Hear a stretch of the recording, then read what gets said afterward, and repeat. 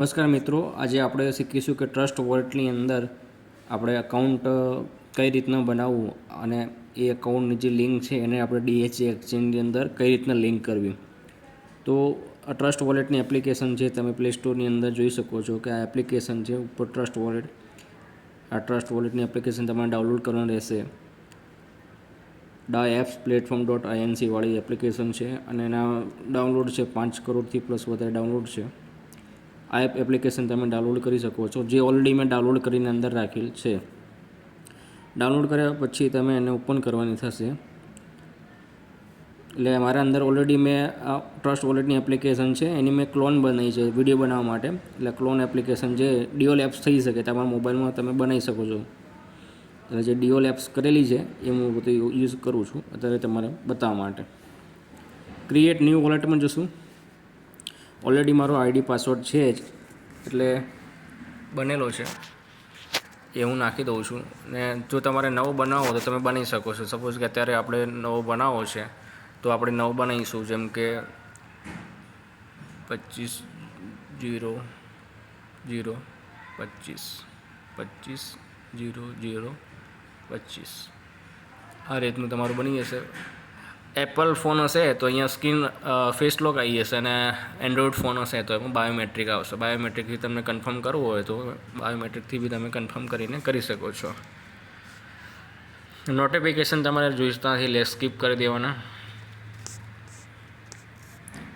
બસ આ તમારું વોલેટ અહીંયા બની ગયું. હવે સ્કીપ કરવાનું, ફંડમાં કોઈ કરવાની જરૂર છે નહીં, અહીંયા સ્કીપ કરી દેવાનું ઉપર. અહીંયા આપણે બેક આવી જશું. આ રીતનું તમારું વોલેટ અહીંયા બનીને તૈયાર થઈ જાય છે. વોલેટ બન્યા પછી અહીંયા આપણે ઉપર સર્ચ કરવાનું છે. સર્ચ કરો USDT. એમાં તીથર લખેલું આવે છે, આ બીજા નંબરનું ઓપ્શન છે તીથર. એ તીથરનું તમે કરી શકો છો. જો ડાયરેક્ટ સર્ચ ના કરવું હોય તો સર્ચ અહીંયાથી કેન્સલ કરી અહીંયા સર્ચ બાર ઉપર આવશો એટલે આ રેડ કલરનો જે ડાયમંડ તમને દેખાઈ રહ્યો છે, 5મા નંબરનો આ જે રેડ કલરનો છે એના ઉપર આપણે ક્લિક કરવાનું. એના ઉપર ક્લિક કર્યા પછી USDT તીથરનું ઓપ્શન જે દેખાય છે એની આપણે ફેવરેટ સ્ટાર કરી દેવાનું અને ઉપર જે એનો કોઈન છે TRX ટ્રોન કોઈન એને બી આપણે અહીંયા ફેવરેટ કરી દેવાનું હોય છે. હવે DSG એક્સચેન્જની અંદર આપણે USDTનું એડ્રેસ જે નાખવાનું હોય છે એ આપણે આ USDT ઉપર સિલેક્ટ કરવાનું. સિલેક્ટ કર્યા પછી અહીંયા તમે નીચે જોશો તો સેન્ડ, રિસીવ, સ્વેપ, બાય, સેલનું ઓપ્શન આવશે. એટલે આપણે રિસીવ કરવાના છે એટલે રિસીવ ઉપર આપણે ક્લિક કરવાનું હોય છે. અને ઉપર તમે અહીંયા જોશો તો USDT TRC10T ટ્રોન, TRC10Tનું તમે જ્યારે ડિપોઝિટ કર્યા હશે તો TRC10Tનું એડ્રેસ માગ્યું હશે એટલે આપણે રિસીવ કરવાના છે. તો અહીંયા રિસીવ ઉપર ક્લિક કરશું એટલે આનું બારકોડ નીકળશે અને નીચે લખેલું છે કોપી કરવાનું, એ કોપી આપણે એને કરી લઈશું. કોપી કર્યા પછી આપણે જે DSJની એપ્લિકેશન છે એની અંદર આપણે કરવાનું હોય છે પેસ્ટ. એટલે ઓલરેડી મેં મારામાં કરેલું છે, પણ બીજા એક મિત્રનું છે એની અંદર આપણે કરવાનું છે. તો એમાં આપણે હું બતાવી દઈએ કે કઈ રીતના આપણે પેસ્ટ કરવાનું હોય છે. એકાઉન્ટ ખોલીશું. નીચે સિક્યુરિટીમાં જઈ બાઇન્ડ વિડ્રોલ એડ્રેસ જે ઓલરેડી મેં અહીંયા કરી દીધેલું છે ભાઈનું, અહીંયા તમારે પેસ્ટ કરવાનું છે. કોપી કરેલું છે અહીંયા પેસ્ટ કરશો એટલે તમારું વિડ્રોલ એડ્રેસ બાઇન્ડ થઈ જશે. પછી ટ્રસ્ટ વોલેટમાં પાછા આવી જશું. ટ્રસ્ટ વોલેટનું અંદર પાછા આવ્યા પછી એક ખાસ વસ્તુનું એ ધ્યાન રાખવાનું છે કે આ વોલેટ જે છે એ ડિસેન્ટ્રલાઇઝ વોલેટ છે. એટલે આનો આઈડી કોઈ પાસવર્ડ કોઈ હોતું નથી. પણ ઇનકેસ તમારા ફોનમાંથી એ વોલેટ ડિલીટ થઈ જાય અને તમારા વોલેટની અંદર જો ક્રિપ્ટો પડ્યા છે તો એને બેકઅપ પાછા લાવવા હોય તો તમારે એના માટેની આ જે કી છે એ કી જરૂરી બેકઅપ એક વખત લેવું પડશે. ઉપર આ મેઇન વોલેટ લખેલું છે, મેઇન વોલેટમાં આવી જવાનું. સાઈડમાં 3 ડોટ્સ ઉપર ક્લિક કરીશું. મેન્યુઅલ બેકઅપ ઉપર આપણે ક્લિક કરી દઈશું. ડબલ ક્લિક કરી અને કન્ટિન્યુ કરીશું. આ જે વસ્તુ છે એ મેન વસ્તુ છે. અત્યારે 12 ડિજિટનો સીડ ફ્રેઝ કી હોય છે. સીડ ફ્રેઝ કી એવી વસ્તુ છે કે આ કી કોઈના બી જોડે જતી રહે તો એ તમારું વોલેટ એક્સેસ કરી શકે છે.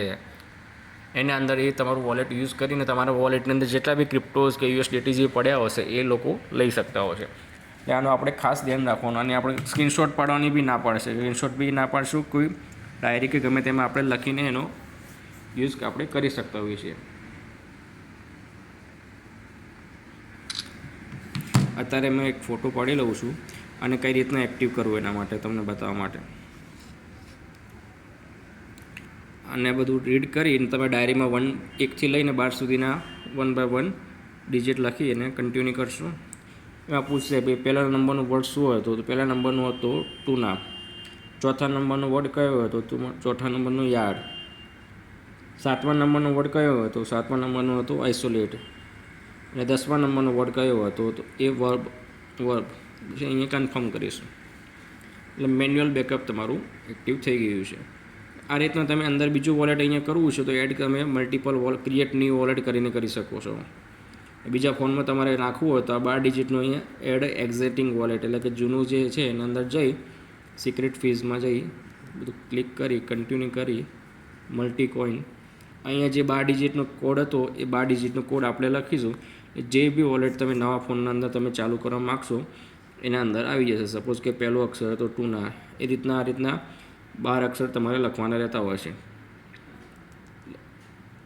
ઓકે. બીજી વસ્તુ છે કે હા, આપણે જે વોલેટ તો બનાવી દીધું છે પણ અહીંયા મેનેજ ક્રિપ્ટોમાં જઈ અને TRX ટ્રોન, આ ટ્રોન છે એ TRX ટ્રોનની આપણે જરૂર પડશે. જ્યારે ગેસ ફી માટે કોઈને બી તમે ટ્રાન્સફર કરશો તો એના માટે TRX ટ્રોનની જરૂર પડતી હોય છે. એટલે એનું એક એડ્રેસ આપણે અહીંયા રિસીવિંગ કરી અને કોકના જોડેથી આપણે ટ્રોન લેવા પડશે. તો TRX કોઈન ઉપર લખેલું આ જુઓ છો એ કોઈન આપશે, એ આપણે એડ્રેસ લઈ અને કોઈ મિત્રને કે ગમે જેને આપણે જોડે આપવાના હોય એને આપીને TRX કોઈન આપણે લઈ શકીએ છીએ.